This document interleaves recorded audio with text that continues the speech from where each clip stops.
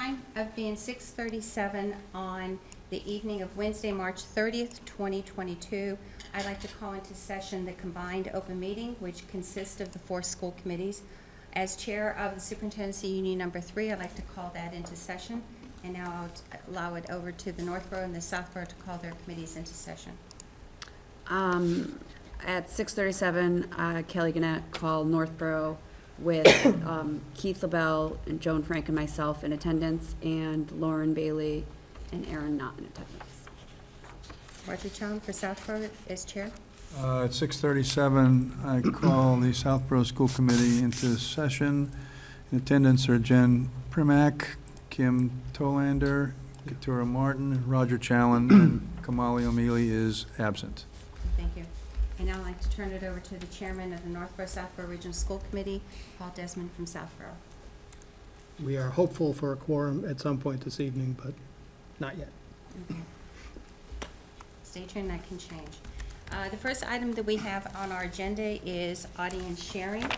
And as under our policies that we have, under the section of B, Board Governance and Operations, each of the 3 school committees, Northborough, Southborough, K-8, and Northborough South Regional, have a policy that is B number 330 that outlines audience sharing. So at this time, I'd like to ask the audience if anybody has anything that they would like to share at this time. Seeing none, we'll close out the audience sharing at the beginning of the meeting, and we will have another audience sharing at the end. First item is the action of the minutes, and what I like to say is, to keep this into order, is that for the action of the minutes, we'll go into the order of Northborough Chair taking the motion and following it through, then Southborough Chair doing the same, the Region, and then the Union. And the Union tonight only has 1 vote on the first action of the open meeting minutes of December 15th. So I'll turn it over to Kelly Gannett for Northborough. I'm looking for a motion for the open meeting minutes of December 15th, 2021. So moved. Second. Any discussion?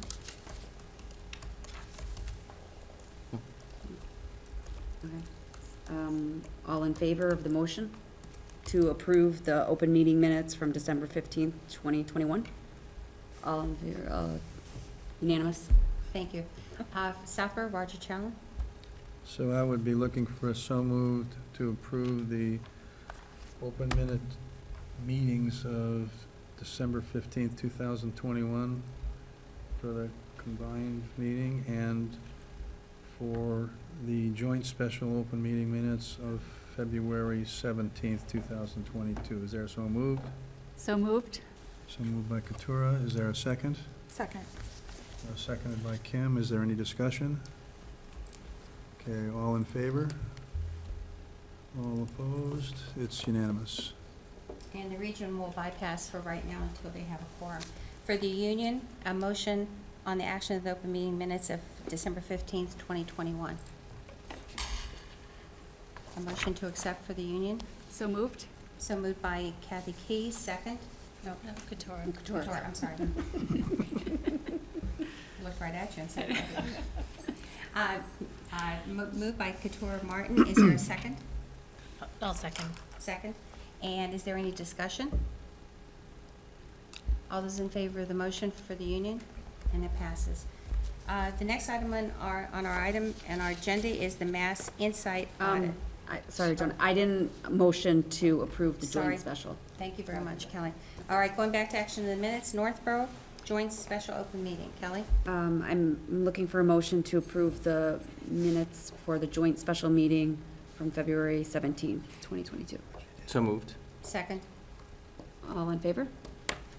Any discussion? No? Approved. Roger for Southborough? He already did it. He did had it? a joint one, yeah. Okay. All right. Back onto our agenda. We now will have a presentation by the Mass Insight Audit, and Greg will give us a brief overview on how this was developed, and it was given to us through an SR2 grant. Greg? So thank you very much, and it is my pleasure this evening to welcome the Mass Insight team to present its findings and recommendations as a result of a 8-month audit of our practices in our district. In the spring of 2020, the school committee was presented with our strategic plan, Vision 2026, and as part of that plan, equity of opportunity was a strategic objective. And one of the action steps was to conduct an equity audit. So we did look at a number of firms, and Mass Insight rose to the top in terms of their expertise, quality, and experience in doing this type of work. So this evening, after much work, they will be presenting the recommendations and findings. And also, we as a district would be happy to answer any questions and talk about the next steps in terms of the work moving forward. So at this point in time, I'd like to introduce the Mass Insight team and welcome them virtually to our combined school committee meeting. So Dr. Julie Shepard, I'll turn it over to you. Thank you so much. Good evening, members of the combined school committees and the public schools of Northborough and Southborough. Mass Insight team wants to start by thanking the school committee members as well as district stakeholders for their interest and participation in the equity audit process.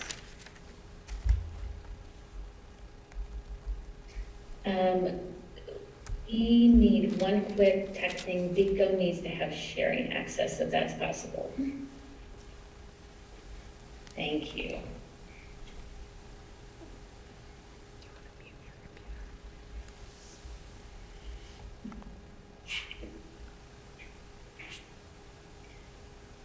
Great. Well, my name is Dr. Julie Shepard, and I want to quickly introduce the Mass Insight team members who are part of this equity audit, two of whom are joining me in tonight's session. In addition to Dr. James Caradonio, Courtney Gertz, Dr. Natalie Mejia, and Megan Rosenberg are my colleagues that are here tonight, Vigo Lucas and Krista Reed.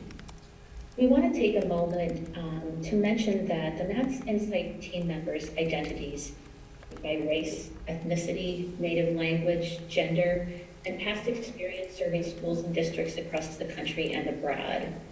And yet all identities, including our non-professional aspects of our identities, were leveraged to support our process and the resulting report. The team was intentionally designed to be diverse in multiple ways, not only to mitigate potential biases, but to also create trusting stakeholder engagement experiences for those that we interacted with throughout the equity audit process. During tonight's session, we hope to support school committee members and the members of the public schools of Northborough and Southborough who are joining us either in person or virtually to begin to build awareness of and understanding of the equity audit that Mass Insight has conducted in partnership with the district over the last 8 months. We will provide a high-level overview of the findings and recommendations contained in the report, and hope the school committee members in particular will leave with a better understanding of how they can further equity and inclusion across 3 districts to support one community of learners. We're going to provide a bit of background information before going over our recommendations and findings. And because the report is lengthy and contains 8 recommendations, we're going to present the first 4 recommendations and then pause for questions, comments, and reflections on them before proceeding to the other 4 recommendations, after which we will also pause for questions, comments, and reflection.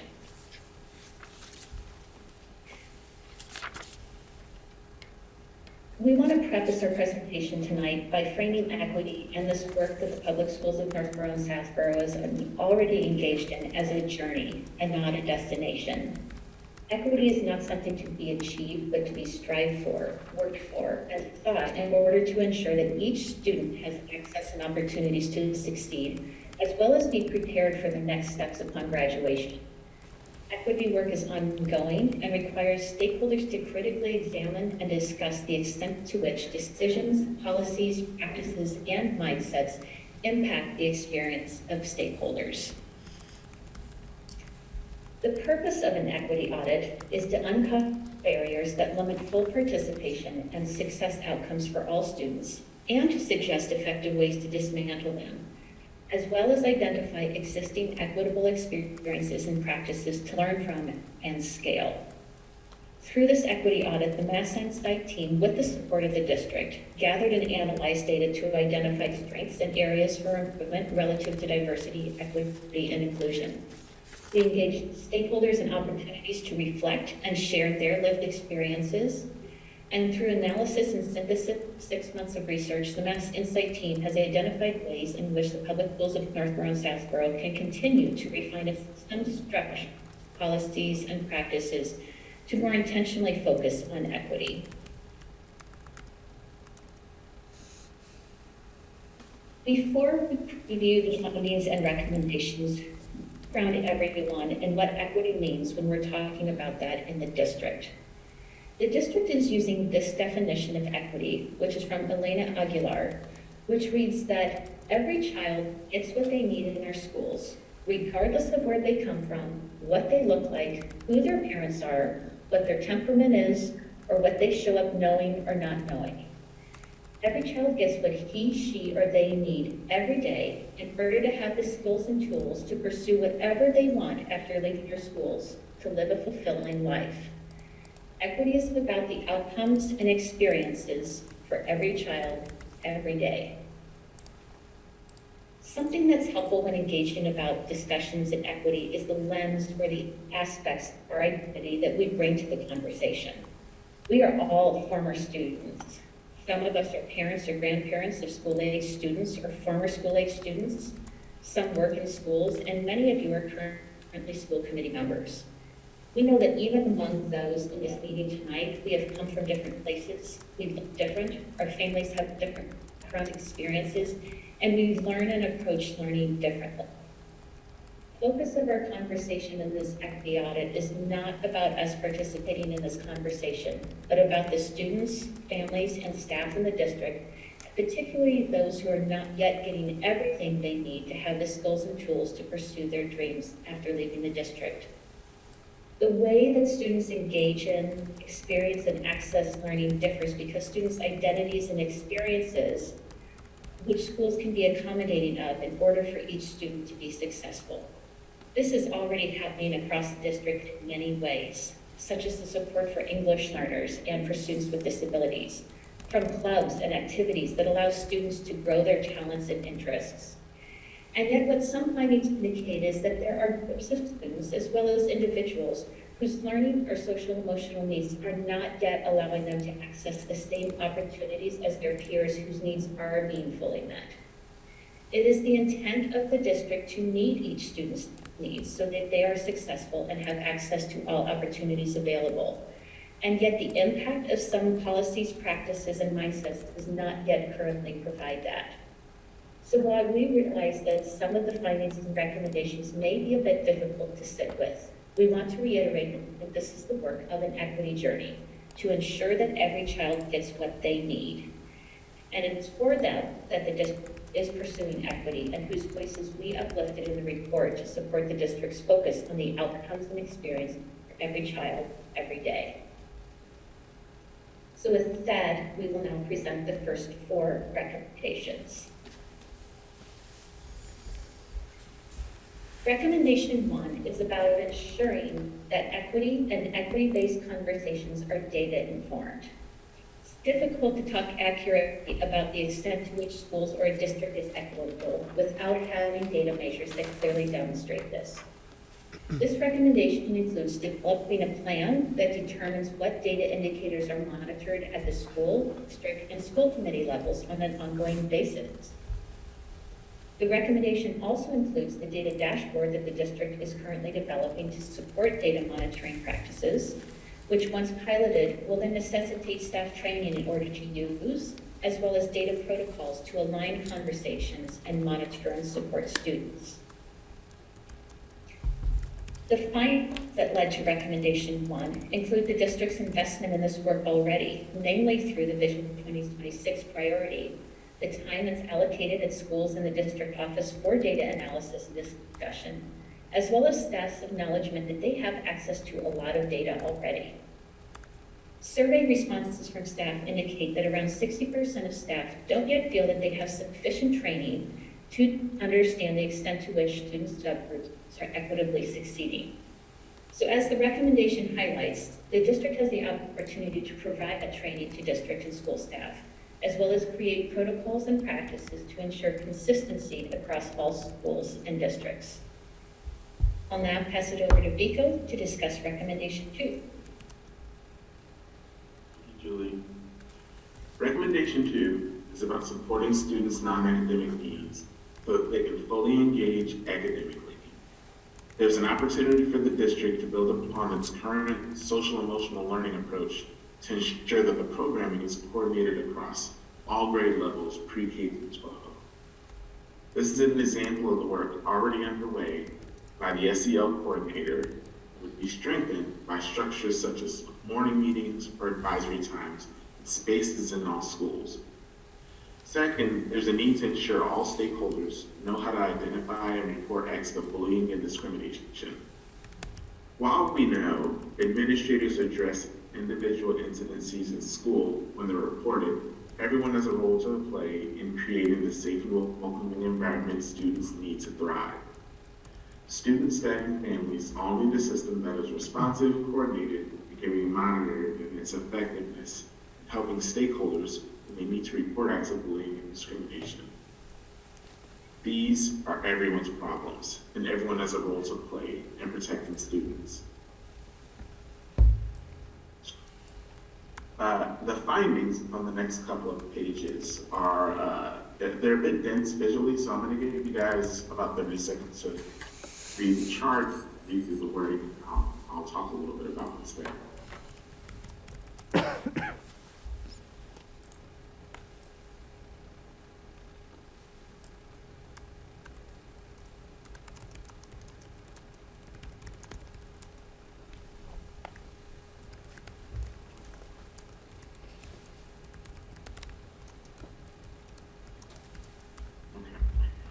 The district-wide focus on social emotional learning and mental health is evident both internally and externally.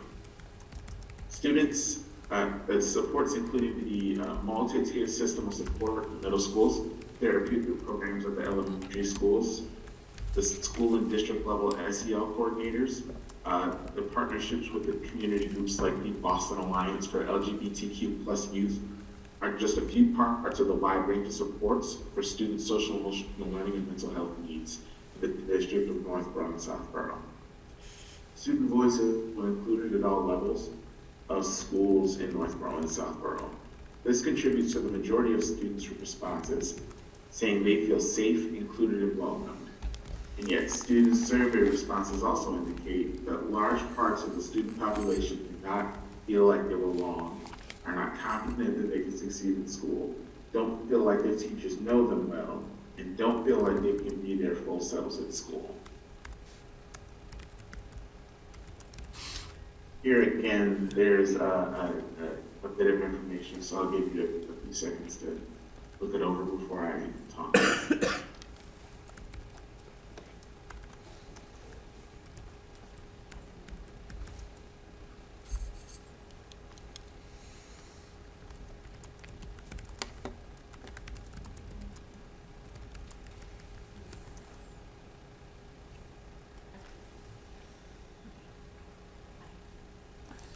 So another set of findings that support recommendation 2 include student survey responses that indicate that 1 in 5 middle and high school students feel like they somewhat belong or don't belong entirely in school.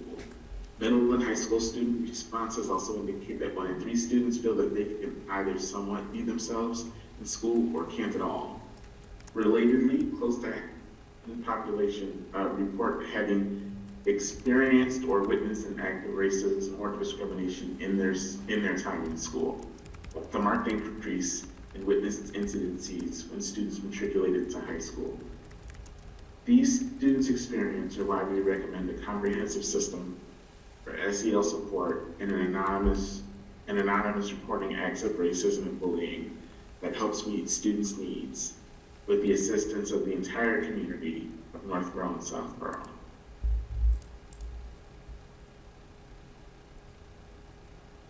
Finally, when students were asked if they participated in an open and honest conversation at school about race, ethnicity, and culture, or other areas of identity and diversity, 30% say they have not.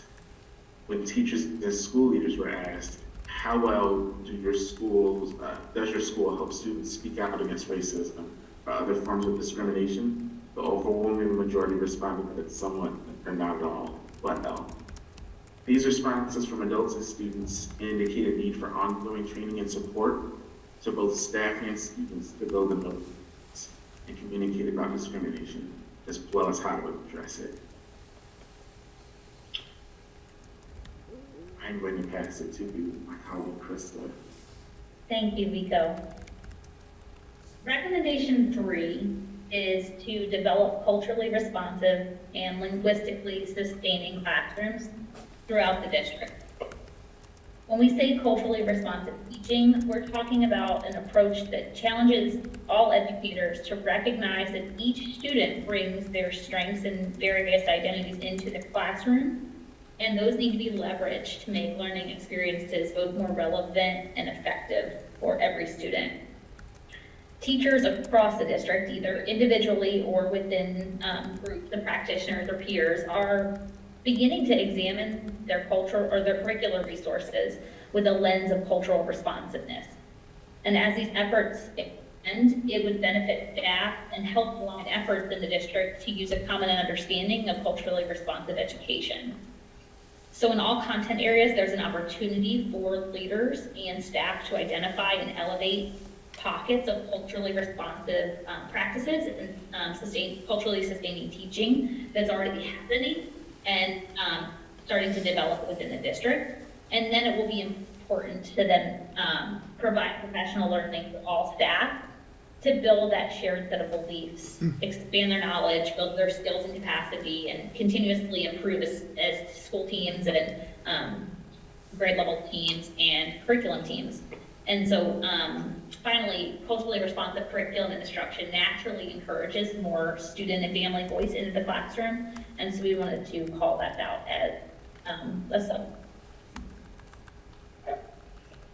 And I'm sorry, my co-presenter. We wanted to also name that staff survey response mentioned the impact of training that is ongoing in the district called Windows and Mirrors. And its impact's been to really illuminate and bring awareness around the lack of diversity in existing curriculum and representation in the books in the district. Some teachers are beginning to make instructional shifts in response to that learning in Windows and Mirrors. But the opt-in nature of the training and collaboration means that these shifts are happening in some but not all classrooms. So it impacts some but not all students. The curricular resources do not currently promote or provide resources for teachers. Julie, can you take the rest? I'm sorry. Absolutely. So just with the curricular resources don't yet currently provide and prompt the resources for teachers to be able to differentiate for students who need that additional support in order to succeed in the classroom.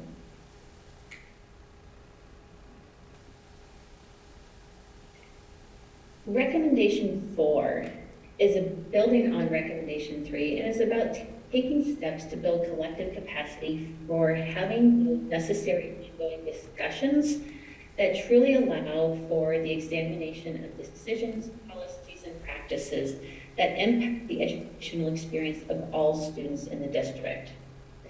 We found that nearly half of staff shared they're not yet comfortable engaging in courageous conversations. And student survey responses reflected that students noticed that these conversations are happening frequently, which is why this recommendation is to provide staff at all levels with opportunities for additional and ongoing training and development, one which could be expanding the existing partnership with organizations like the World of Difference Institute. We know that purposeful engagement and partnership with students and families can be done through the creation of parent advisory groups, such as the English Learner Parent Advisory Group, and like the Special Education Advisory Council already in place, can offer families of English learners or students with disabilities a space to learn and share about their students' particular experiences at school. And then one additional step that will lead to greater inclusivity is shifting languages on things like forms and an official communication away from terms that assume that, for instance, all students live in traditional two-parent households. Engaging families in the development of a vision or framework for effective engagement is also a way to dial in on the practice of gathering input and creating that deepened sense of partnership with families. Some of the findings that led to this recommendation was the great example that English learner development staff and how they work diligently to establish communication and trusting relationship with non-English speaking families as they join the community. We also heard that district staff at all levels work hard to leverage their resources to really support families when they become aware of a need, whether this is housing or food or some other family need. We also know that communication reaches many in the district, and therefore families have the ability to access district-level decision-making through public meetings that are broadcast online. And we also recognize that there are opportunities to improve the frequency and the depth to which family and community members are able to provide input on decision-making, rather than just hear about decisions after they've been made. More can always be done to keep reaching all families, and a continual reflection on which families access and attend, and then build the habit of thinking about who is at the table, whose voices are being heard, and who isn't, and how we can get them involved. And to that end, the training and support proposed on this recommendation can go a long way in building the confidence of all staff and families to engage cross-culturally and cross-linguistically as well. So at this time, we want to pause kind of at a halfway point through the recommendations and allow you all to ask us any questions or reflect on the recommendations before we move forward. Kelly? Thank you. I just have one question about how was the data and how was the information collected for like the student readiness findings and those surveys? All the graphs that you did. I saw it was K through 12 essentially, but how was that collected?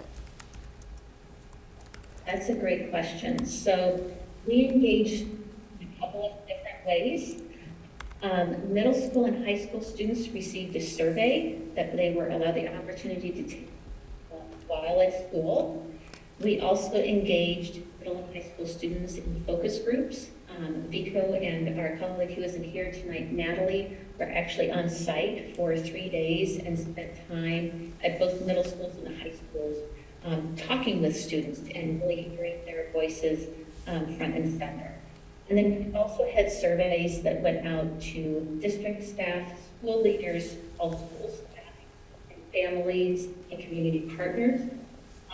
All student and family surveys were translated well to support an process for those who are not native English speakers. And K through 5, was there surveys for them too, or engagement in them, or no? They were not engaged in surveys. However, their staff members, their leaders, as well as all family members of all pre-K-12 were engaged in both surveys and then family phone calls as well. Thank you. Paul? I had a question about recommendation 2, where you talk about identifying and reporting acts of bullying and discrimination. Are they being lumped together, bullying and discrimination, or did you ask about those separately? I believe we asked about them together. I think we're looking for kind of a high-level trend about the extent to which that was happening district-wide. I think that's also an opportunity that, particularly at the middle school level and high school level, that warrants a little bit and deeper investigation to understand exactly what those experiences are like, kind of tease out what's bullying, what is discrimination, and what is potentially acts of racism. Okay. I mean, the reason I asked was Massachusetts passed some sort of anti-bullying law several years ago, and we came up with policies and procedures around that, which I assume were being followed. I suppose you could consider, maybe you should consider discrimination a type of bullying, I don't know, but that one just kind of popped out at me, because I thought we were already doing that fairly well, on the bullying side at least. Yeah. In no way were our findings anything more than the fact that students are experiencing this, and not that the district is in no way not following proper policies and procedures. Okay, thank you. Jennifer? I was wondering if you have any qualitative data to help break down some of those survey items, and also whether or not there's any data on what types of students or any specific subgroups that might have experienced more or less of those, the kind of feeling welcome, feeling like their teachers understand them, or if this was a global, all students across K through 12. Also a great question. We do have some ways to disaggregate the data as defined as well, so we could put that down further. There are some small subgroups, so we did not report them out separately publicly. However, the district will be receiving survey data, all identified information, so that's something that can be looked into further. Thank you. Victoria? I had a question about recommendation 1. There was a reference to part of becoming a more data-informed culture would be for, I think you were referring to educators or others who are sort of more involved hands-on, getting some disaggregated data about who they're teaching. Can you just I guess I'm working on putting some of these things into specifics in my mind. I think this is a great overview, but some of the things, and I know there's time for that, but could you just give a couple of examples of what that might look like? How might that help? Sure. So if I'm thinking about the school committee itself, looking at disaggregated data, that might be something where we're looking at graduation data, for example, or the extent to which all students are passing at the beginning of the school year. That could be broken down into disaggregated data so that you understand which subgroups are succeeding and which subgroups there might be students that are not succeeding as well. And so just thinking about those common data indicators that either school committee members or school leaders or even teacher teams, it could be a grade level team or a content area team, they could look at data and make sure that it is aggregated across all sorts of different ways that it can be cut. You can look at different student populations. You can also look race and ethnicity, as well as linguistic abilities, to really see and understand and tease apart the data, to really get deeper and see how are we serving each group. Thank you. Yes, Kim? I just have a quick question about staff that were surveyed. I assume educators, but were the ESPs also included?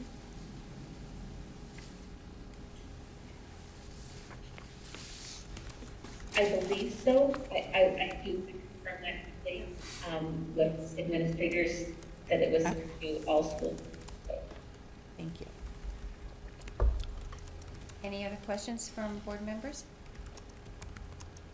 Okay, Julie, I think that is the end of the questions for this segment. Okay, great. We will continue on that.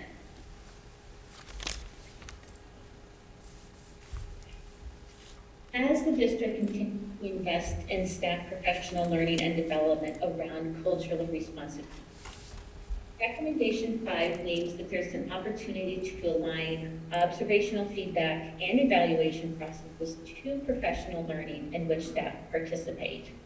The alignment of both formal and informal evaluations to the instructional and expectations clearly signals the priority for the implementation of professional learning, and then holds staff accountable for so with the necessary continued support to really hone their professional practice and develop that. The alignment and cohesion of these two related and simultaneous processes impacts the extent to which staff understand and then can apply the district's vision and expectations for high-quality instruction to their work, as well as the extent to which administrators can provide that individualized support and feedback to staff to meet district expectations.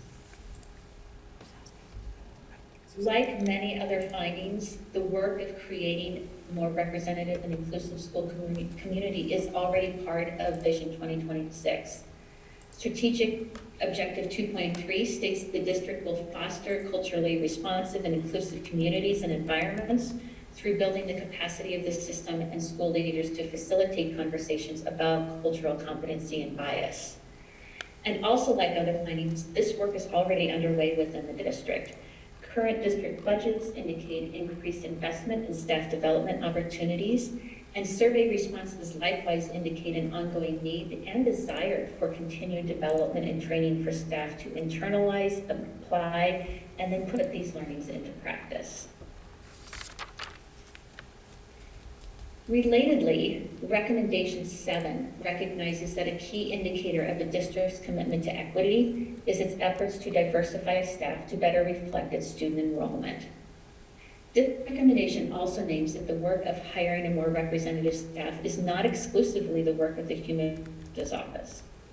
A diversification hiring committee and developing homegrown pathways are two ways that the district can leverage community members authentically and in innovative ways. It's also worth noting that staff diversification efforts will likely not result in dramatic change in staff diversity in the next year or two, as efforts like this take time to develop and then implement. And yet continued and concerted investments in staff development, as suggested in the previous recommendations, will prepare current staff for future diverse hires and result in the retention of a more diverse workforce as cultural competency and inclusive practices become the norm of stakeholder interactions across the district. Through interviews and surveys, staff, students, and families identified increasing the diversity of district employees as a priority. A few representative quotes include one from staff, in which they said, "There are not a lot of ethnic groups pursuing jobs in our district. Hopefully we can learn more about why that is." And a student shared, "As a white kid, there are plenty of white teachers. We have students who aren't white, and we don't have any teachers who aren't white. Relative to the makeup of student body compared to the makeup of teaching staff, it is not the same." It is also important to note that diverse staff is not explicitly about race and ethnicity, but also includes other aspects of identity, such as language, social class, gender, sexual orientation, religion, culture, or ability. Pico and Krista, I believe you're going to walk us through recommendations. Thanks, Julie. Recommendation 6 is about developing more advanced academic policies, practices that result in more equitable access to, enrollment in, and success in honors and AP courses. First, we suggest to create a committee to study current practices, analyze the impact those practices have on enrollment and success in level classes, and develop an equitable eligibility and placement policy that is then implemented throughout the district. That policies should then be shared with students and families for feedback, incorporating that feedback, and developing a plan to build awareness of the new policy and its impacts on various stakeholders. And finally, there's an opportunity to provide ongoing professional development for staff to build the skill and mindsets necessary to provide appropriate instructional support in inclusive and more diverse advanced academics classrooms. And so that recommendation is related to our findings in the area of equitable student access and outcomes. And overall, district performance and success indicators are at or above state averages, which, should be celebrated. And yet, we know that marginalized students experience inequitable policies, practices, and access to opportunities, as indicated by disparities in student outcomes data.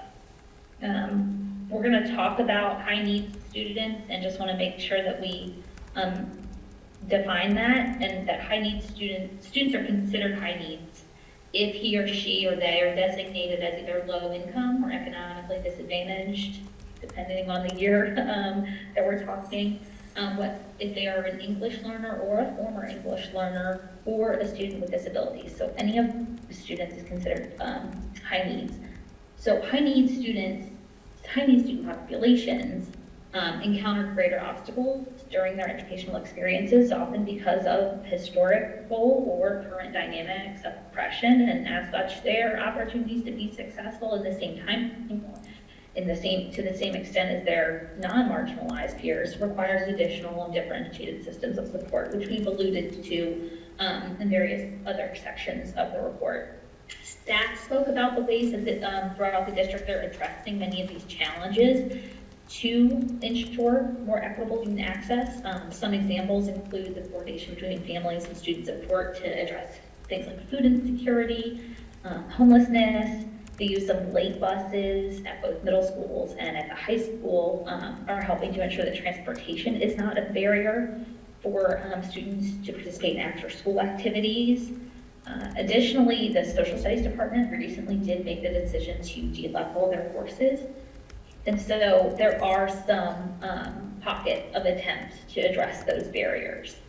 And while the efforts among student support, while the efforts to support students' access to attend and participate in school, the outcomes have not yet shifted to indicate that marginalized have all that they need to be successful at the same rate as their peers. And so you'll see the graph on the screen is an example of course level enrollment for students who are eligible for free or reduced lunch. So 32% of the students enrolled in basic and remedial classes are students who are eligible for free or reduced lunch, even though they make up 13% of district enrollment, and 5% of the makeup of advanced classes are students who are eligible for free or reduced lunch. So students who are free or reduced lunch are more likely to be enrolled in basic or remedial courses than their peers, and less likely to be enrolled in advanced courses. And unlike students with disabilities, and to a lesser extent English learners, there's no statutory safeguards for economically disadvantaged students. So it's worth naming that. And additionally, we talked about high needs subgroups, and this graph shows that all high needs student subgroups that we talked about have higher chronic absenteeism rates than non-high needs students. Notably, economically disadvantaged high school students' chronic absenteeism rate last school year was 43%, while English learners' chronic absenteeism rate was 68% in the same year. African American or Black students and Hispanic or Latino students' chronic absenteeism rates were also higher than the district average. So those are not high need subgroups, but additional subgroups worth naming. These subgroups also graduate at rates that are lower than their peers, and their math score completion rates also vary widely across the last 5 years. So a variety of data points indicate that high need student populations are not yet accessing or succeeding at rates similar to their peers, and thus naming the need to re-examine policies such as advanced level course enrollment that may be unintentionally impacting educational experiences for students who are considered high needs within the district. I'll pass it back to you, Julie. I don't have a baby anymore. Thanks. This final recommendation is about mindsets and how each stakeholder's engagement and responsibility impacts student success. Mass Insight uses the term collective responsibility to reference each member of the community accepting responsibility for the quality of instruction and the learning and success of all students. This obviously looks different in terms of the actions taken by each stakeholder given their role, but includes staff and students, families, school committee members, and community members in the creation of a safe, welcoming, and inclusive environment where all feel like they belong and can be successful. Beyond collective responsibility, and yet also part of an equity journey, is the development of equity-minded leaders and staff who are then willing to take personal and institutional responsibility for the success of their students and critically reassess their own practices. This is the challenging aspect of equity work, and yet necessary in the pursuit of equity. And what we as partners can attest to is the readiness and the investment of district and school leaders to engage in this work, as well as support staff, students, and families to be part of the district's journey too. Findings that supported this recommendation include Vision 2026 and the Portrait of the Graduate, both of which set high expectations for students and staff. We know that efforts to create a welcoming and inclusive district culture are already felt by stakeholders and experienced in recent events such as the new high school mascot and the district's religious and cultural observances and related policies, which both reflect the district's intentionality and ongoing efforts to create the conditions where all are welcome and included. The collaboration and collegiality between the district and schools is another strength that supports coordination and creation of an inclusive culture. Iko?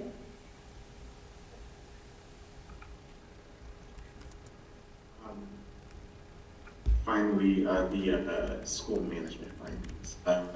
The school leaders have the autonomy, the authority, and the support from the districts to create the conditions needed for student success in schools. However, structures don't yet hold principals and schools accountable for the success of marginalized populations, nor the application of diversity, equity, and inclusion-related learning.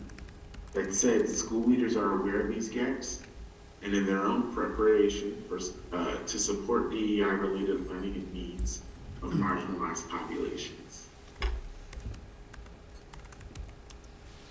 Julie? Thanks. We now want to take this time to allow you to ask any questions or reflect on these last four recommendations. Before I take any questions, I'd like to turn this part of the meeting over to Chairman Paul Desmond of the region, so you can call it into session. Just like to call into order the Northborough, Southborough Regional School Committee as of 7:15 when our sixth member arrived, creating a quorum. Thank you. Thank you. Okay, now we'll go on to questions from any of the board members. Roger from Southborough. I was looking for my little hand up emoji on my computer screen. I may have missed it, but when you had the graph, and you do not have to go back to it, regarding chronic absenteeism by special student populations, was there a objective definition of like a percentage or something of what determines when someone is chronically absent?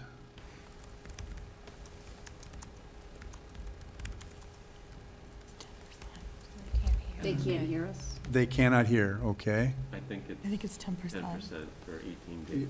You think it's someone that's 10%? Yeah, it's defined by 10%. the state, Yeah. Okay, thank you. but is it because you're muted? That's the way it's been the whole time. It wasn't in the beginning, try now. Julie, can you hear us? Yes, we can now, thank you. So did you hear that question? Obviously, probably No, not. we did not. Sorry. The question was just asking for the definition of chronic absenteeism. A percentage. And then we understand it might be 10% as defined by the state, but we're wondering what you may have used to produce this, this analysis. Good question. We use the state's definition of chronic. Thank you. Yes, Kim? I have a question about the same slide, and I'm wondering if in your work, did you do any sort of digging about the whys of the absences? Or is that sort of like work moving forward? That's a good question as well. We actually got into a little bit of the whys for absences, particularly for English learners. And a little bit about their families and their home life and the reason that particularly during the pandemic, they were not in school.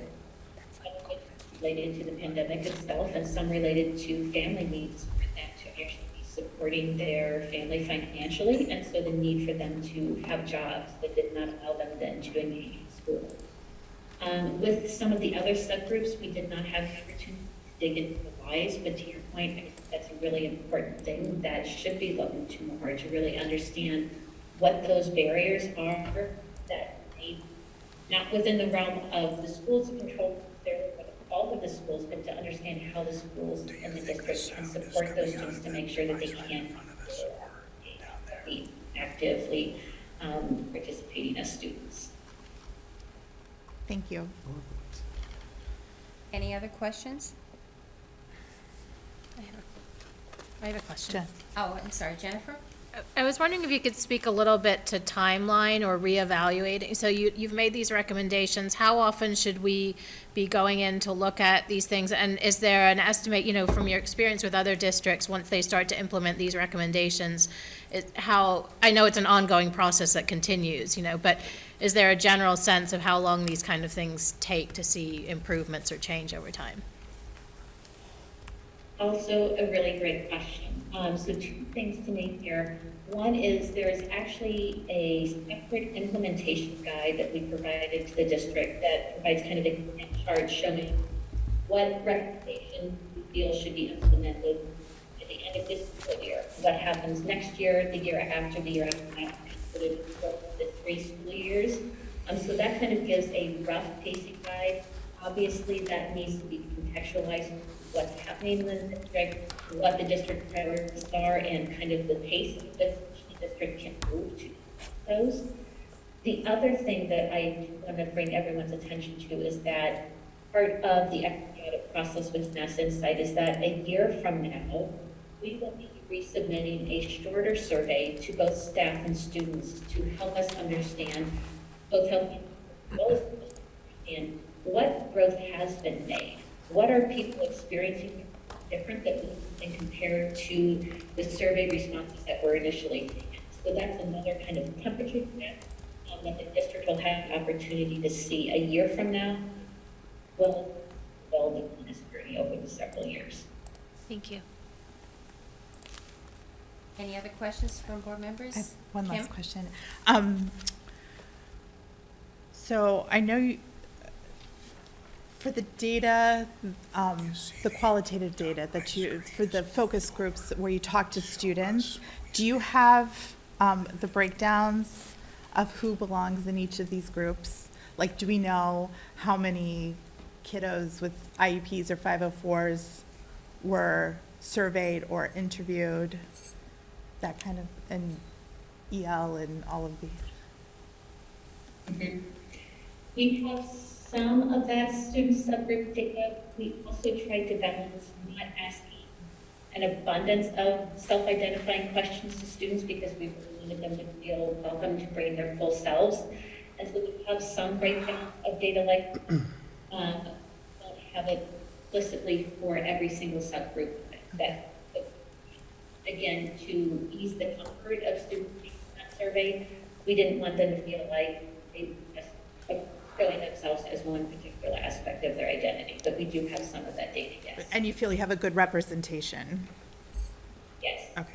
Yes, the surveys, particularly for students, were very successful, really high participation rates. School leaders and staff did a great job to participate, and we monitored participation numbers to make sure that they were meeting the level that the district really wanted to see, particularly from students. Okay. Thank you. Yes, Kathy King? So you said you were going to do the survey 6 months from now, is that correct? It'll be a year from now. A year, okay. I was just going to say, I just feel like this is like the first year the kids have actually been in school, and now that they're not wearing masks. I feel like more kids are fully able to learn. So I think that a year might give us a little bit more information of how things have changed and kids becoming more themselves maybe a little bit versus the past 2 years of the pandemic. Absolutely, we agree. Any other questions? Julie, I have one question. I know that in part of the information that you gave in the survey information, which you told, how many participants there were, there were 571 families, 244 staff members, and 1,660 students that took part of the survey. In any part at the end of the survey, was there an open-ended question where somebody could ask any following questions? And if there was a case, did anyone say, I would like to review this material, or please keep me informed so that we could be better communicators with this? Did anybody have an interest that they wanted to see more of the hardcore data when it was done? That's a great question. We have several open response items on each of the surveys, so there was an opportunity for it. And to say, I think one of the questions across surveys, and just to correct me if I'm wrong, was something like, how does this impact you in what ways? Inclusivity and welcomeness. I would have to go back to get, in a specific response to your question about whether people said, keep us in the loop. But one of the questions did, for family members, focus on how they see equity and how they see that living in. Those survey responses will be shared with the district with identified group, and we share it mainly because those responses from seekers for the district to hear, because it's a really great opportunity to see exactly what family members are experiencing in ways that are maybe a little bit more open and forthcoming than in a district survey when it's someone from the outside. So those will be coming to the district. Okay, thank you very much, because I think sometimes those open-ended questions, even if it is just one that is selecting or just reaching out for more material supplementary ones that they want in their home, or they have a specific question, that's just as important as the whole group response. Thank you very much. I'll turn it over to Superintendent Martineau. Okay. I'm sorry. I have a comment and a question more for the administration than for this team, Okay, if sure. that's okay. I mean, obviously, this process brought a lot of challenges to light, but I think to be given credit, it's a huge positive step that we did this in the first place, I think, and knowing what the likely outcome was going to be, which was more work. And I was especially impressed with some of the detailed responses in the report. A lot of positives from teachers who were basically saying, we know what we don't know, and they want training and things like data analysis and data-driven decision-making. And I mean, I think that's a big chunk of the battle if they're on board with the whole process. So, and obviously we've been presented with some very detailed recommendations. There's more in the report, and all this comes on top of all the goals and work that you've already got mapped out for yourself. So I guess my question, which was partially answered with reference to this guide that we have, is what now? I mean, what do you do with all this? And how do you work it into everything we've already got planned? And I don't expect an answer like right now, but I think just that's a in good general, segue. what now? Yes, right. Here we go, right to the administration. So I can begin to respond, and Keith and Stephanie can add any detail that I may miss. That Vision 2026 has really set the foundation for the work we need to do in terms of our portrait of the graduate, our core values, and our mission. The 5 strategic objectives have guided our work, not only at the district level, but also at the school-based level, with schools taking those strategic objectives and identifying their school improvement goals. I will also add that when we reviewed the report, a lot of the action steps that we're taking to achieve the strategic objectives, we're doing a lot of work moving forward, and that we just need to continue that work and also add some other action steps. I think it's given us a lot of insight in terms of asking more questions and digging in deeper and thinking about what we need to do in terms of next level of work. And I think this is perfect timing as we look at Vision 2026 and we think about where we are in terms of action plans for 21, 22. And as we're building our action plans for 22, 23, this gives us some real beacons and guideposts to kind of move the work forward. So it is very overwhelming. However, not new work to us and not necessarily new information in the sense that, you know, we have looked at subgroups and marginalized groups and, you know, this is information that has helped us kind of focus in on what we need to do next and move forward. But we have a great leadership team, principals, we'll be diving into this data. And I just will echo Julie's comments around this is a journey. Equity is a journey, not a destination, that I would imagine we're going to be sitting here a year from now talking about how we're going to progress on that journey. We'll probably be sitting here in 5 years from now, well, maybe not all of us, but talking about how we're progressing on that journey.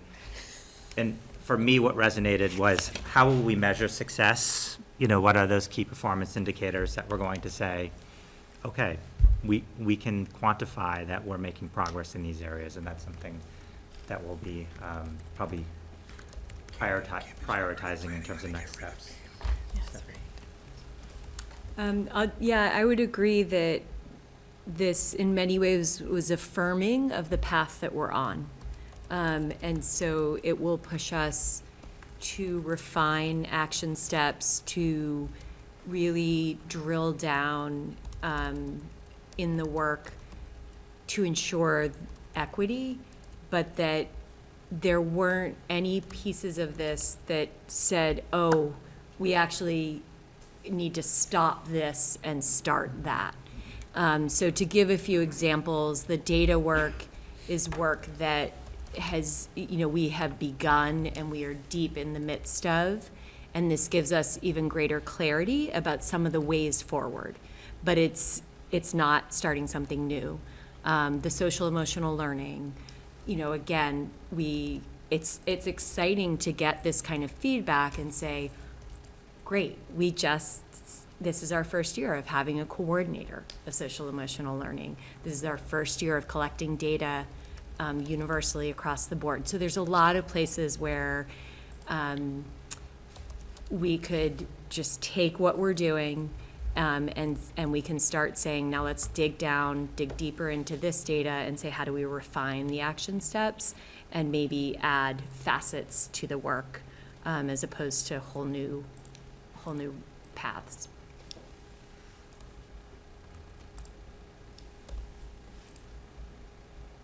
Any other comments or questions? I'd like to thank Julie and her team for the wonderful work that you've done so far. And as education, it's always evolving and getting better and better. So we look forward to delving, as our administrative staff has said, into the data and seeing how to implement it in strategic plans and also in the 2022-2023 action plans. And look forward to working with you as the next survey, and hopefully we can see gains. And sometimes we know there may not be gains, but that's always places for improvement. So I'd like to thank you very much. And I also would like to thank the administration for the funding of this grant. Somebody had to take the time, the effort, take the wisdom that they have and to write this grant and to get it funded by that, which was not of any burden to the taxpayers, but it is going to be to the benefit of the taxpayers. So thank you very much for everything that you did, and thank you for doing the FaceTime with us and with Krista, your beautiful little daughter. Thank you so much. She's a star. And can I just add add a couple of comments? So I just want to thank the Mass Insight team for being a great partner thus far. They have been extremely professional, thorough. Their communication has been outstanding, and I just can't impress enough that they've always asked what we hope to get out of this equity audit. It wasn't about them. It was about us and our learning organization. So they have done an outstanding job, and I think have given us a lot of good data and ponder and think about as we move forward in our journey as a learning organization. So thank you. And can I just add on our end, principals, teachers, students' participation, and then also Rhoda Webb for her leadership in helping to coordinate so much of the data collection and sort of unpacking of all of this. So thank you to everyone on our end.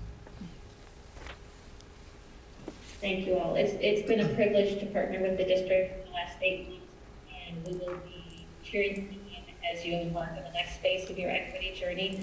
We hope you all have a wonderful evening and a great year. Thank you. Thank you.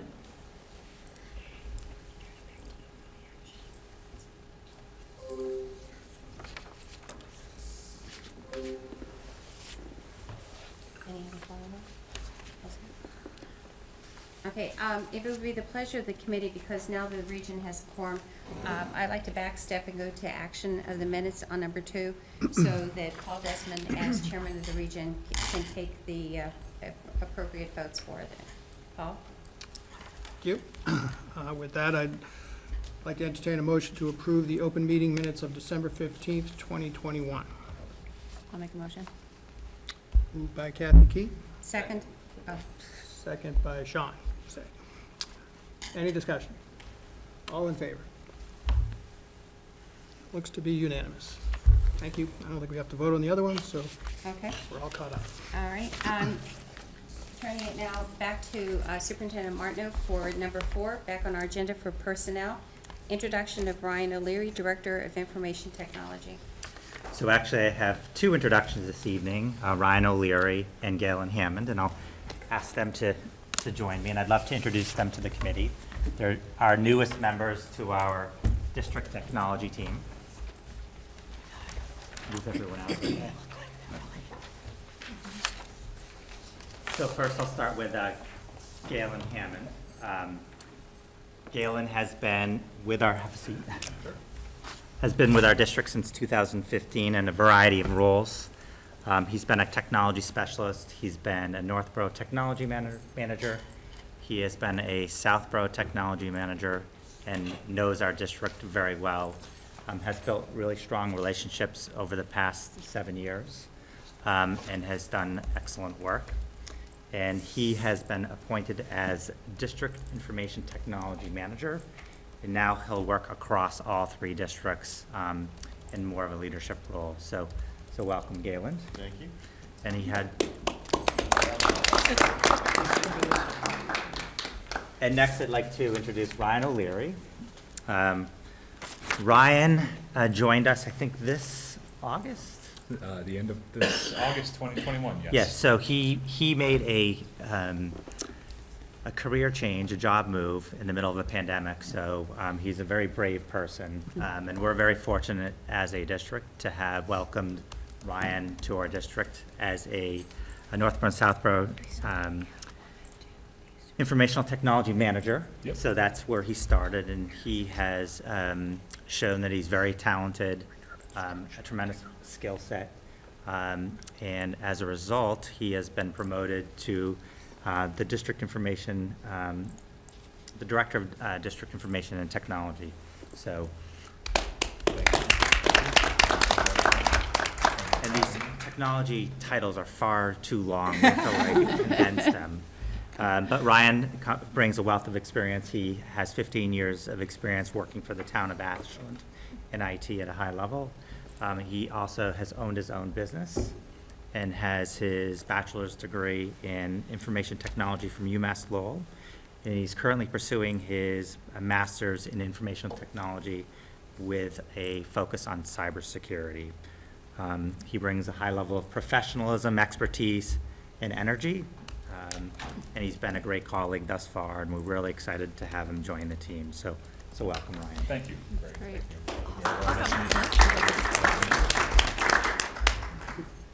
Any questions? They're leaving very quickly. We can ask lots of questions. Galen's going to back. I'm happy to answer. Do we have any questions from any board members for either Galen Hammond or Ryan O'Leary? I gave them a script to read that this is one of the best districts to work in. Fantastic district to work in. Actually, since I came aboard, right before the school year started for the school year. It's been a little crazy. It's been a little hectic. Joining a district as they sort of come out of panic mode, which I experienced coming up through in Ashland. But insofar, everybody that I've had a chance to work with, everybody I've had a chance to collaborate in both not only the region, but Northborough and Southborough has been very professional, very fantastic, and I'm happy to be here. So it's nice to meet everybody here finally, and I'm excited to keep going, yeah. Great. And with that, So I'll just make one last comment. So Ryan has engaged a consultant in a security audit of our network infrastructure. There is a executive session item on our agenda. We are going to move that to a future meeting because one of the people who initiated that request to have this type of audit was Paul Butka, and we want him to be able to listen to the findings. So we will be scheduling executive session for the sole purpose of talking about cybersecurity, and Ryan and Galen will be joining us for that executive session. yeah, I look forward to it. I just have one question. How do you fall in this spectrum of who is in charge of who? You're probably below the director of technology, right?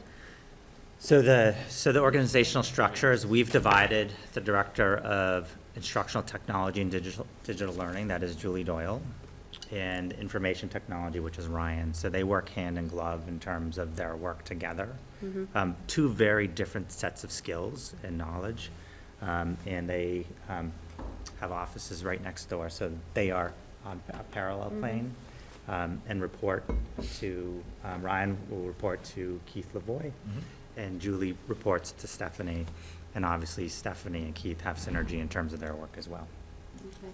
I guess maybe for maybe the next combined meeting, because I don't want to put anybody on the spot, or Keith, but my question was that now that we're back, we're going to have a whole full year of in-school learning.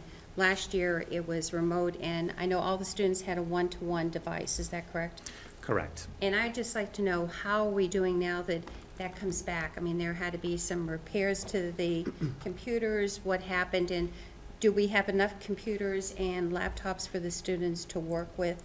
And now that we're back into the class full-time, I'm sure we do, but it would be nice to educate ourselves and also the public on what is that status, and what are even the working operations that the kids are working on today. You know, so the parents, I know, watch these meetings so that they'll know what their kids are working on in remedial reading, if it's in special ed, what programs they're working on, and what programs that are available for parents to have at home. Yeah.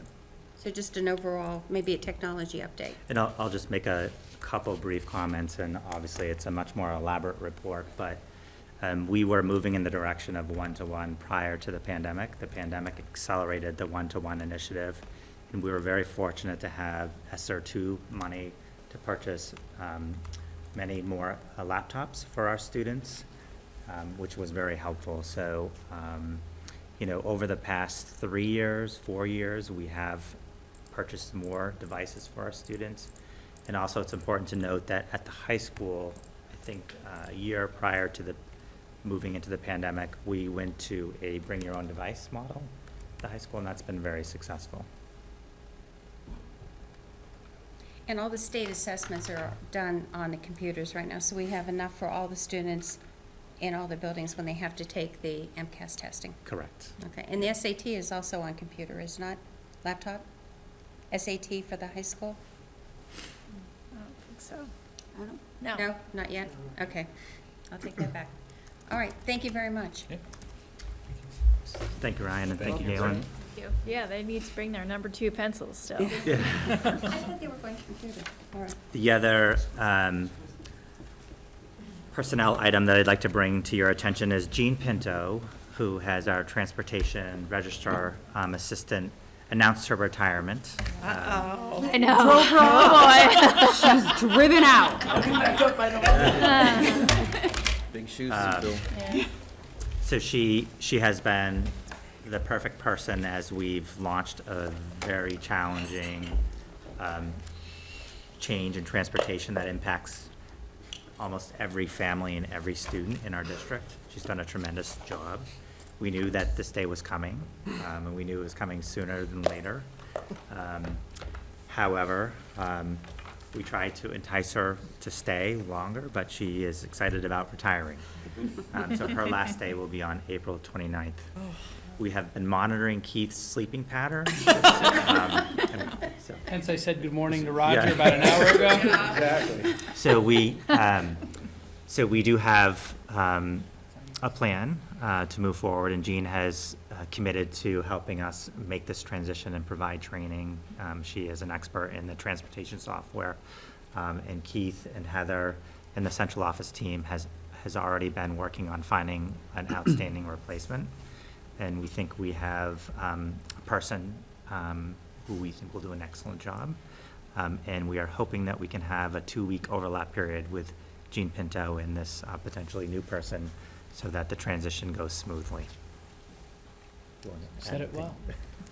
I've also got a nice little crash course in TransFinder as well, and how to do some of the basic things, and Jean has just been more than willing to offer all of her knowledge that she's gained to help us, because she has built quite an unbelievable system that we all benefit from on a daily basis, and I certainly do. So she was on vacation last week, and I had to add a few students on my own, and it went rather well. I had a lot of help, but we were able to get students transportation without interruption. But it's because of her good work and the stuff that she's leaving behind that we have these things in place to be able to move forward. So it does speak to the fact that having good procedures and systems in place are transferable, and we're not creating from scratch like Jean did for us in many ways. So I can't speak enough about what she has created for us. It's an amazing foundation, and we hope that moving forward we'll be able to make it better. But when we need, we can give Jean a call and say help.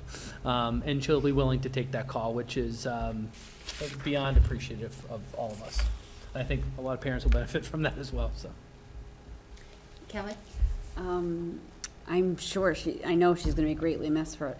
I just want to clarify and make sure, this isn't going to be somebody that's like taking on this as an additional role to what they do, right? It's going to be, this is their only job, right? Because I know that yeah, so this I position. don't want to minimize, I mean, she did a lot, I mean, and her role has evolved. So you know, so just in terms of our implementation of a start time later and its impact across our 10 schools, this past year was a significant amount of work just to lay the foundation.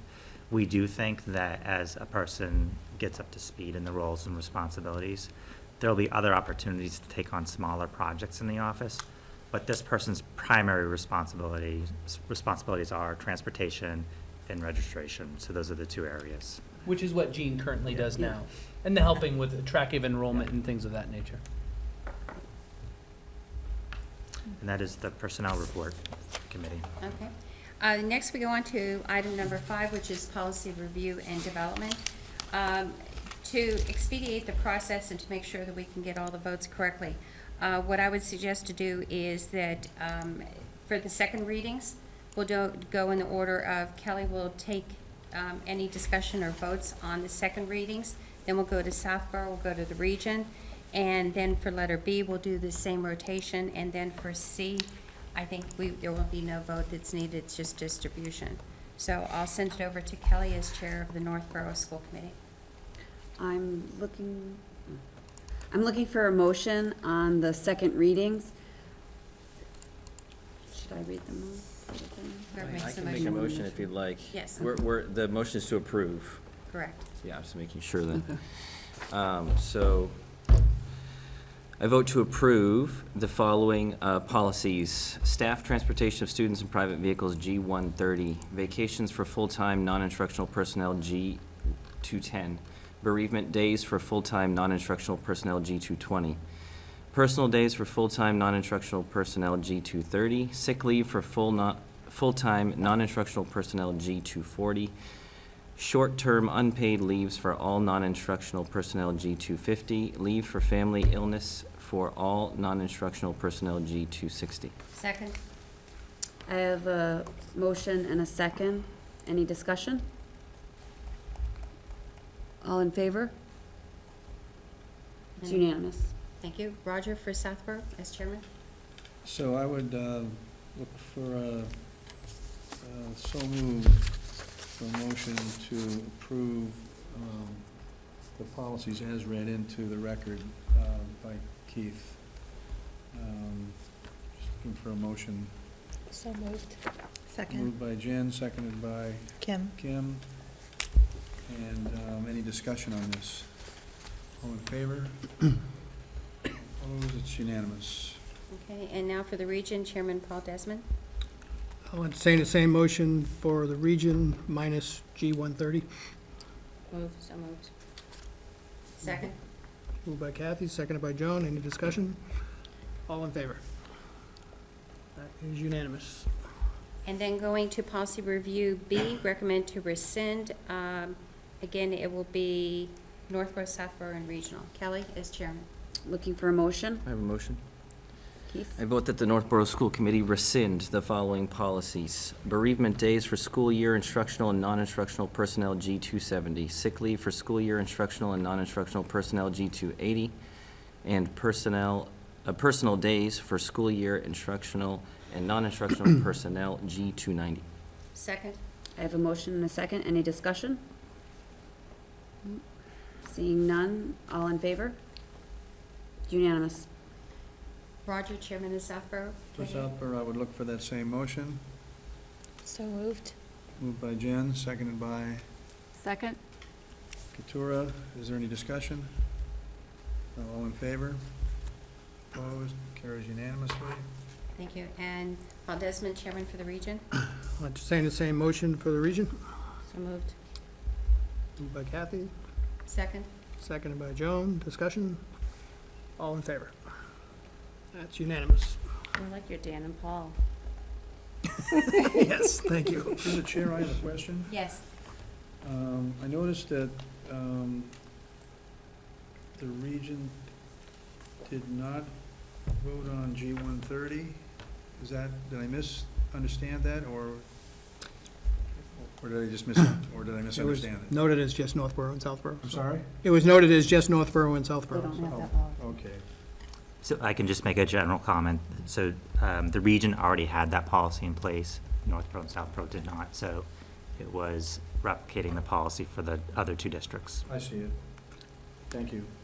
And under agenda item 5, policy review and development, letter C, the face coverings policy is distribution of approved policies, which would be online. Going on to the next agenda item, and that one was sent out to you today. We also had a hard copy that Greg distributed, and that was the revised draft. After looking at some of this today earlier, we saw there were just a couple of things we wanted to clarify. So this involves the discussion of rotating future combined meetings prior to Northborough Pre-K-8, Southborough Pre-K-8, and Northborough Southborough Regional School Committee meetings. And the reasoning behind this was that the combined meetings always took place before the region. So the region was the one that was always Thank you. was taking the hit. And even one time when we were doing one of the beginning remote meetings, if you remember, the time element for the combined meeting went over, and region was supposed to meet, but because we went over on the time, region was kicked out, and we couldn't get onto a Zoom meeting, and we had to do it another time. So hopefully now we're all in session. But the thing is, the way this would go would be that, I think the way it goes is that the region would do the first combined meeting Correct. And the last. and the last. The second one would be Southborough. Northborough. Southborough. So it's It's not, it's Southborough. Southborough, Southborough? Region Northborough. Southborough, Oh, So the Northborough. 14th of December?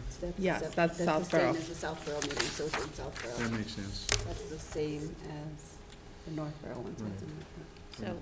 So are we going, so then we'll all go to Southborough? And then where's Northborough's meetings? Pelican Pelican. Middle School, yeah. And what, are they always, it says down here at 6 PM unless noted, so if it's at the Northborough, would it be the 6:30 then? And Southborough 6:30, or are we gonna say all combined meetings are at 6 PM regardless of location? Correct, and therefore the pre-K through 8 meeting would start at 7. Again, through the chair, just You're funny. Ish. well, actually, so the K through 8 on those months, we'll have one less meeting. Well, one less night, I should say. It'll be a long night, but Yes. That's positive. from trying to look at the positive aspect of this. Very good.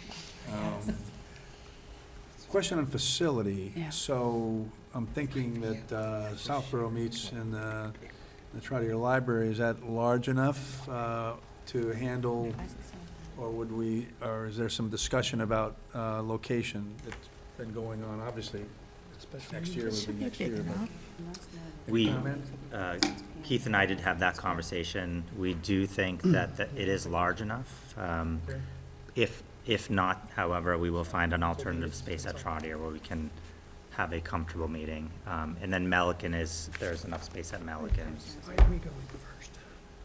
Okay, thank you. You can move some bookshelves, right? You're good. Heavy, they're really heavy. Keith, Have you already discussed and considered the impacts to the NCAT equipment? Is there equipment at each? Yes. It's really no issue there? Correct. Number of mics, whatever, okay. Kathy? As Paul just asked, why is the region going first? Haven't we done enough? Do you want a year off, Paul? Is that what you're asking for? Okay. Am I Would you like- hearing a motion of that? Well, it's a status thing. I guess the Yes. question, would you like to go last? Well, they're doing that Doing that too, right? You've got both. They're going twice. Yeah. Yes. Let's just ease into this, okay? Let's ease away from the high school, ease into the middle We school. can still meet at the high school, that's no problem. It's actually true. High school's this isn't a horrible choice at all. Oh, you're just saying have the dates be here at the, You're right, because it's the double meeting, that's. No, Paul's asking why it's on our region night. Yeah, why don't we start with either Northborough or Southborough? All right. you want to do the two in the middle? Right. No, we do Northborough. Paul is all set with, See, if we start with Doubling Northborough, up. it'd be Northborough, Southborough, Regional, Northborough. So then Northborough would So then the have to, following year it could go Southborough. and then do the rotation that way. I'm not speaking for Northborough, but I think Northborough might be thinking Northborough, Southborough, region. That's what I took it as, too. Well, you were doing the two in the middle. I thought we usually do these things alphabetically. Yeah, that's correct. So Algonquin, and then, no? Well, just like Kathy said, and then the following year, if you do Northborough, Southborough, Region, Northborough, then the I just following feel like year it that's starts a with lot of Southborough. brain. Do we need an executive session on this? Yeah. I know, right? We don't need a lot of time on this, but we could, this I would is a just- healthy discussion. My comment is that it's an Let's just do improvement. Southborough. Maybe not the perfect improvement, but we can Ease it in. see how it works. So is there? Breaking in the equity. So is There we there go. a committee, They have a point. let's pull North Region out, is Northborough, Southborough like to go, I mean, is that okay to ask? Would one of you like to go first? And hold the combined meeting before your I meeting? mean, Well, yeah. this isn't a it's- question of, this isn't a question of first, this is a question of 2 meetings versus 1. That's what this question is about, I think. Not necessarily. Couture. Are the regional, are the regional meetings usually longer than Northborough, Southborough? Is that why this is an issue, or is it? I would say yes. Yeah. Yes. Yeah, okay, Because It just ends sometimes- up being a really, really long. yeah.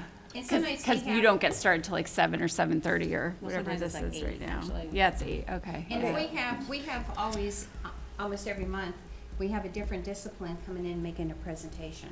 And if that takes place, that can take anywhere from a half hour to 60 minutes, and then with questions that follow it. And then there are unplanned discussions like this, which could go till 9 o'clock. Right. And the region can start And till this 9. is better than So I think an part- extra day, I think part of the right? thing too, Right. like, Yes. part of the conversation at some point that we had too was, when we look at our agendas for our combined meetings, do we personally, like, I just think we have to do it thoughtfully, so we're not, making the next meeting go so late. Yeah. Because then, I mean, you're in a meeting for so long and you guys are working all day long, like you kind of lose your focus after a while. Right. You know what I mean? Right. I have two, Kelly? two words. So one, is there any, I know we always have done them on the regional things. You know how it's like the June one, for example, is the last meeting and that's when we do the evaluation. Are there any other things that we do that's indicative of having it be towards the end of the month? So that's part of it, questioning. Because then those would be the months that it should be at the region meeting, because they're the third week. The other option I'm asking is, does it have to even be on a night, or can we add in the fourth, add in a separate meeting night, kind of like this month? You know, we just added it, so there is no meeting afterwards, it's just this meeting and that's it. I mean, it's 4 a month, you know, so it'd be 4 extra meetings, for a year, that's what I mean. So that would be my other suggestion, so then nobody has to have it on their night, you know? Because I agree, hey, I'm not Northborough sure. meetings, we go till like 9:30. I'm not sure there's literally enough weeks in the month for Greg to I know. attend all of those. Yeah. I'm just One, thinking two, sort three. of like November. In November, we have December. There's I think it's a lot to there would be 3 meetings plus a It's a lot fourth. for the central office, Yeah. because Fourth meeting. Well, especially with the other committees and study committees that they have. Yeah. You know, for the school reconfiguration Yeah. one in North. That's he fine. I sometimes don't gets a Yes, week, like a the day off. staff. I think, I don't mind, I'll take September and Northborough will do too. I will, I don't mind. I'll just make a general comment Keep around them. the combined meetings. So I think over the past 7 or 8 years, combined meetings have really become something more than they were in the past. So I think there's people on this committee who are far more tenured than I am. So I think it's also being very mindful what the combined committee meeting is supposed to accomplish, and making sure that we're putting forth reasonable agendas to meet the time frame that we set. Because I think what's happening is we set agendas that aren't realistic, and then it causes a lot of challenges for the next, the meeting that's following. So I think it's a conversation around what do we want to accomplish in these combined meetings.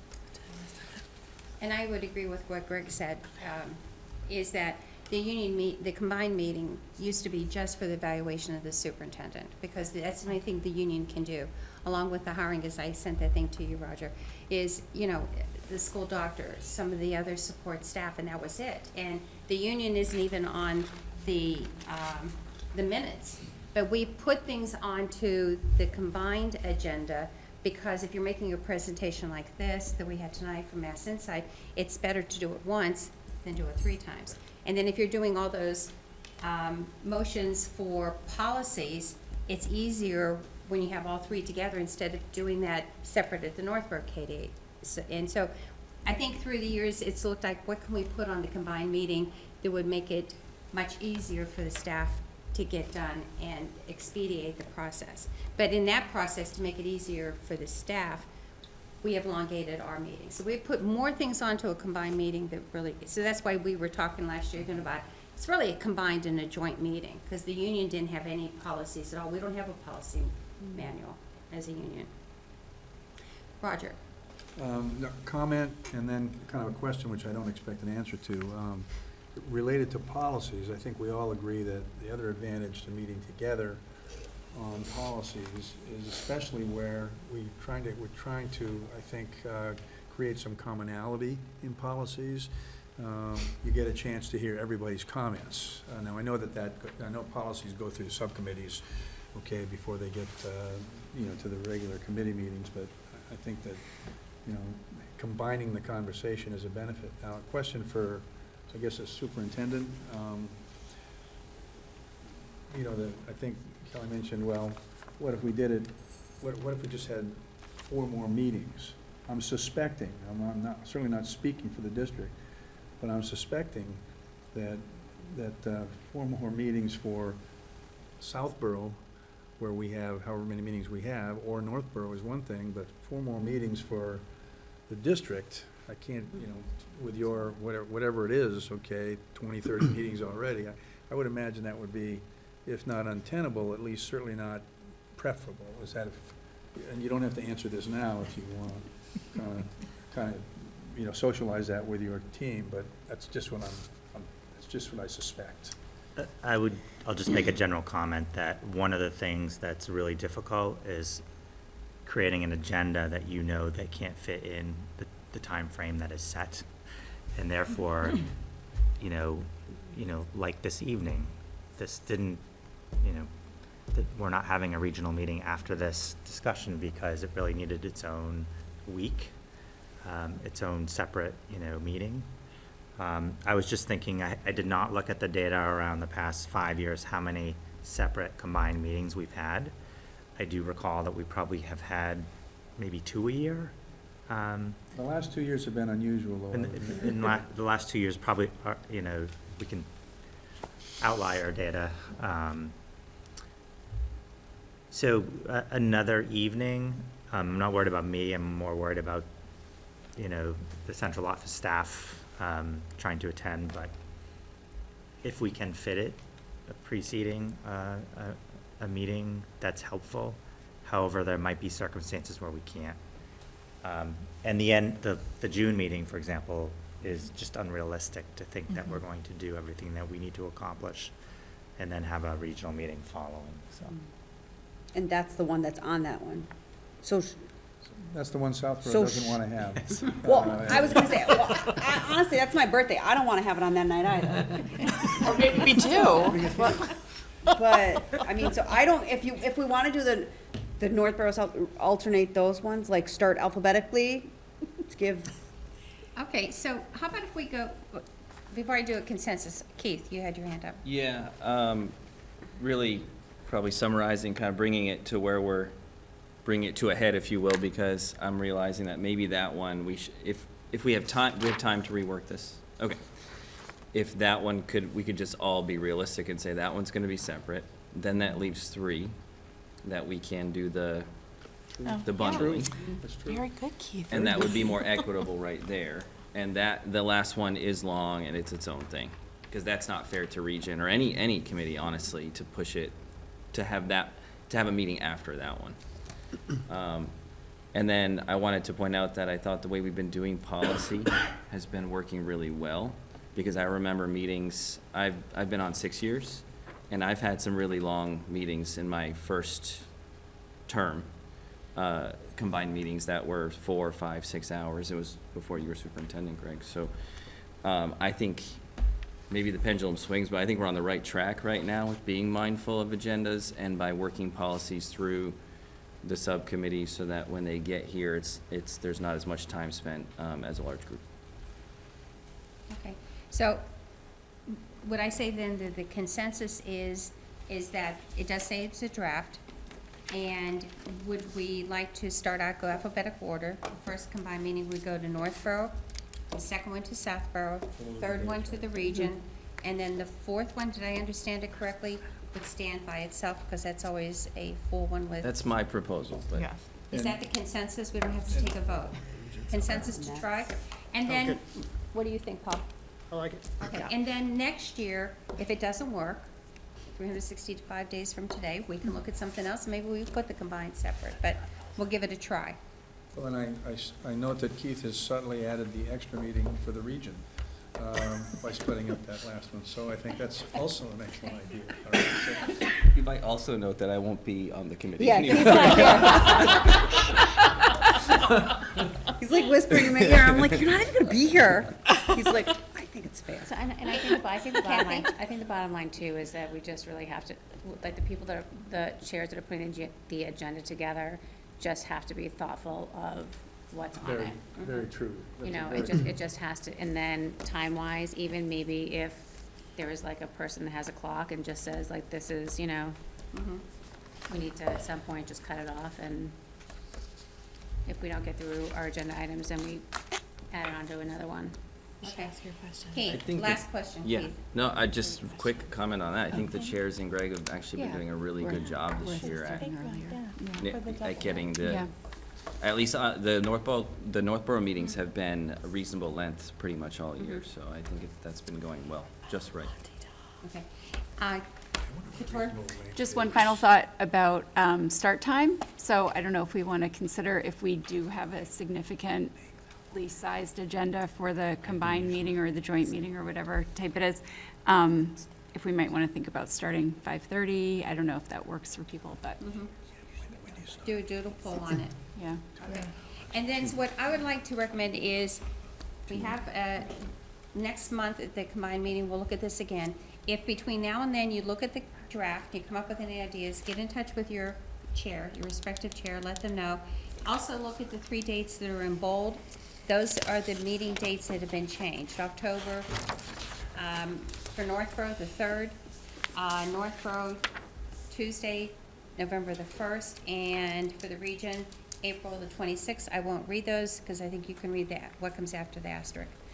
And we're gonna put this one to bed and go to our next agenda item, which is on the back of your agenda, which is the most important thing, which is the superintendent's 2021-22 evaluation. And there was also a revised thing that was sent out to you, and that was just because on the schedule right here on the back, and it's gonna come up on the 3rd page, there was just something that was in an error for today's date, and so it was fixed today. So I'll turn it over to Superintendent Martineau. So I'll just briefly review the process and review the timeline and communicate what you can expect in terms of the evaluation process moving forward. So it is a 5-step process. And in terms of where we are in the 5-step process, we are in the summative evaluation phase. And I think that I just want to comment that many of my goals that I've been working toward this year are really goals that were identified in Vision 2026. And so as I prepare my presentation and evidence, I'm also thinking about those key performance indicators and also how to present the goals and progress towards Vision 2026. Sorry about that. That was not part of my evaluation. But you know what, that is such a good movie, so with it. It won a great award. Have to see it. I haven't seen it. So in terms of the timeline, so March 30th, which is this evening, I've been working on preparing the end of cycle report, collecting evidence on my goals and focus indicators. And I will be sending out a official Google form.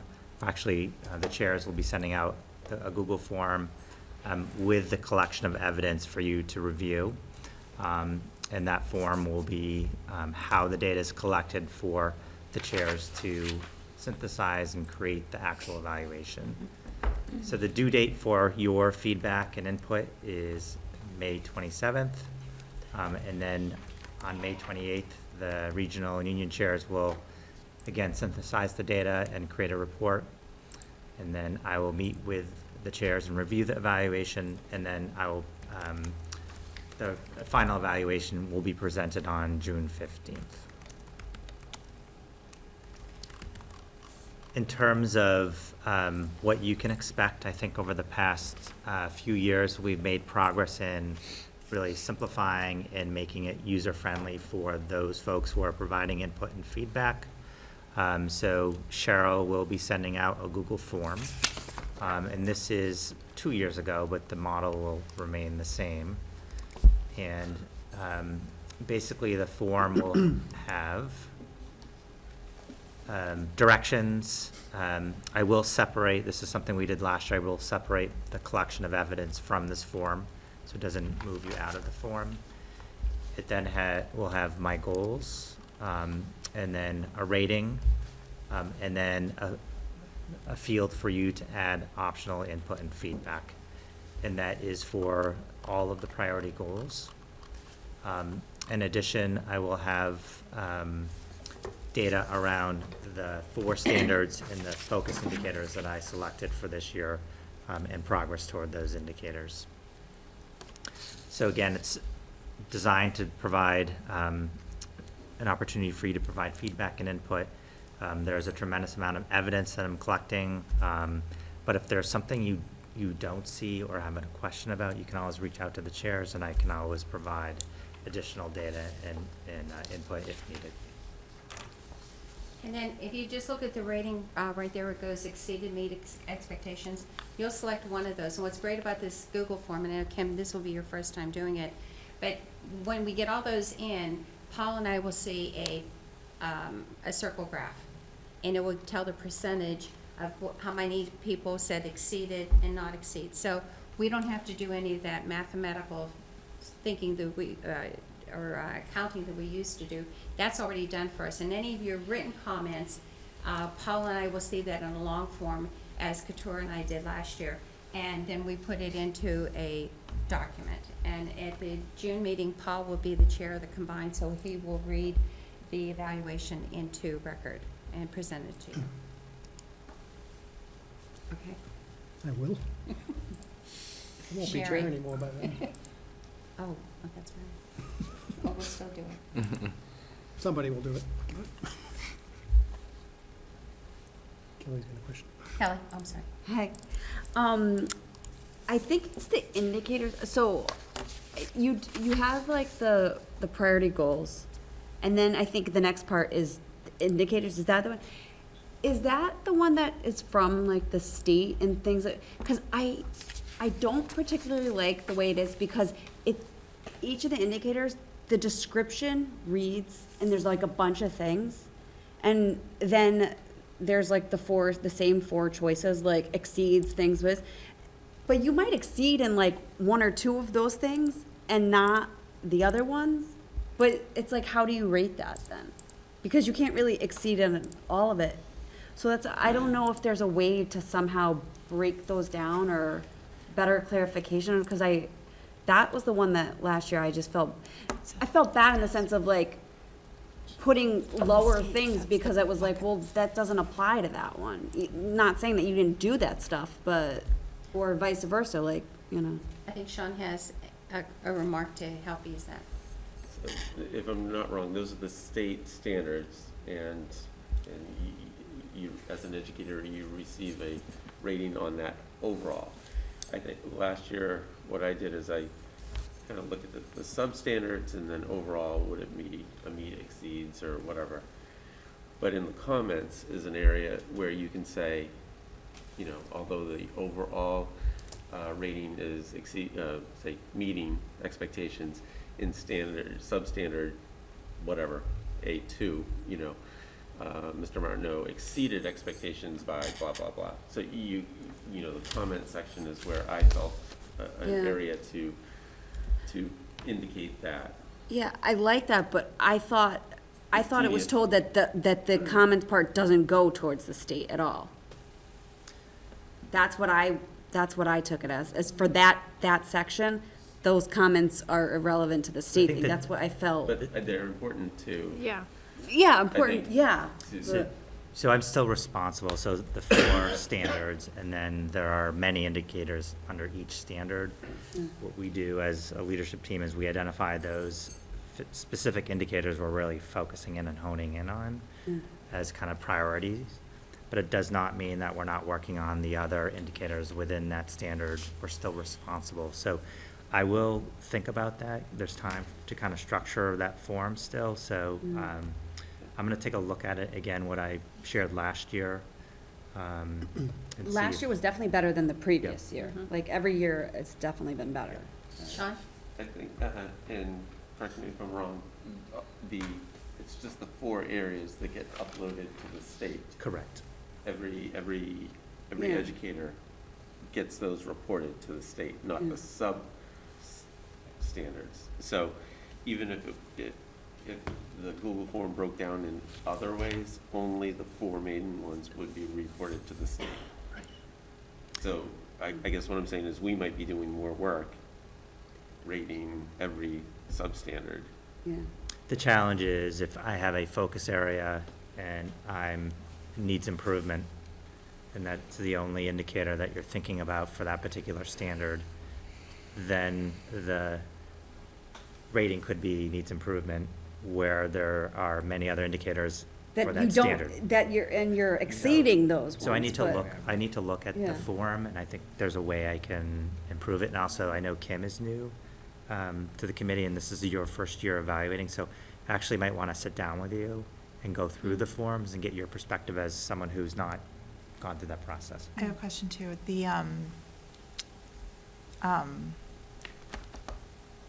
The stuff that goes to DESE, to the state, like what is that for? Is this your permanent record?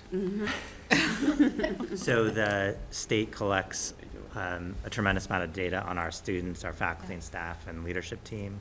So we are required to report the performance ratings for every educator and every administrator on the 4 standards. Okay. Couture, and then Jennifer. I have a very minor technical request, which is on the form, sometimes when you go to fill out a comment section on a form, the words just scroll away, and then you can't see what you've written, and I always change things, and so then I'm like trying to figure out how to get, so just if there's a way to like wrap text, you know, like in Excel, you wrap the text in the cell, so like have it just all show up. It's a very minor thing. In a Google form, you can say like paragraph or, yeah. Jennifer? I was wondering, in, like, for future years, if there's any way, and again, I don't remember off the top of my head the various categories, but any way to integrate potentially some of what the equity recommendations are into, like, future, not, obviously not this year, but for work in the future, if that's something to think about. Well, I think in some way Greg could do at least the initiation of it, and how where it got so far as put in your evidence. Somehow he could put that in one of those evidence folders to look at. So that could be a good recommendation. Thank you, Jennifer. And just one point to bring up is just a little bit of history is Kelly and I attended in Marlborough High School about 4 years ago. We went to a presentation, the MASC back then before the COVID had a tutorial on the new superintendent evaluation. And one of the things that they came up with is if the superintendent had been in his position for 3 years or more, that we could offer the superintendent just to do a biannual, every 2 years, an evaluation. So when we did do that, after the workshop, brought up the idea back to Greg, that Greg said that he would like to have an evaluation every year. He didn't want to take a year off because there's so many new things that come up or so many issues, and he thought if the faculty do it, then he would also like to do it. So Greg never wanted to take a year off, so I think that tells a lot about his character and integrity. So, and it was a good one, and I think, Kim, if you want me to send it to you, there was a whole packet of their slides they did. I could send it to you if you like. Sure, Okay. yeah. So my vision for this evaluation tool is you have my goal, a summary of what I think progress toward that goal, and then you should be able to easily look at evidence that I think that I've collected or we've collected as a team to support progress toward that goal. So I think Jen's comment around could the equity audit, some of those action items and goals be incorporated. I think when we look at my goals for next year, you'll see many of those incorporated into my work that I think is important. Kim? And the full report talks a little bit about that, doesn't it? Gives some suggestions for not just leadership, but educators, and Yes. so that'll be good. Okay, any other discussion or questions? Kelly, on the vote? Last thing, I think last year you included a 360. Are you going to do that again this year? That's going to be part of a standard thing every year. Perfect. It'll be part of the evidence that I submit to you folks to review. Great, thank you. Can you talk a little bit more about that? Is it truly 360? Like, It's not in the sense that I'm not surveying students, faculty and staff. It's primarily the leadership team that I work closely with. okay. And this evaluation is one of the most important things that we have to do as school community members after the Ed Reform Act of 1993. So I think in the past years, I think Kathleen, when the year you did it with someone, they had 100% evaluation. Couture had 99% participation in it. So that gives a good composite picture of what we feel the superintendent and his administration team has done. So even if you can't write something in every little block, anything that you have to say helps us in Paul and I in doing the composite. And those evaluations are documents that go to Greg. And we always say if there is something that, as he reads each individual one, if he would like to have a meeting with you or you'd like to have a meeting with him, please arrange that, okay? Okay, going on to our next one is audience sharing. At this time, this is our second one at the end. Is there anybody that would like to share anything? Okay, close it off. No one? Executive session is not going to be taking place tonight, because that was restated before. They'll come at a different time or regional meeting. So at this time, starting with, anything else, Brett? Like to, finish out the meetings and start with Northborough to adjourn, and Southborough, Region and Union. Northborough is looking for a motion to adjourn. So moved. Second. 8:32 PM, Northborough School Committee, all in favor, is adjourned. 8:32. Southborough's looking for a motion to adjourn at 8:32. Second. Moved by Jen, seconded by Kim. All in favor? Opposed, unanimous? Region, So moved. Well, no, but unless Second. it came. moved by Kathy, seconded by Sean, all in favor? We're adjourned. For the Union, So moved. so moved by Keith, second. Second? Second by Roger. All those in favor? And we are adjourned to Union. Thank you very much, everybody. That part is much faster in person. No. Yeah. Thank Right, you. all the votes.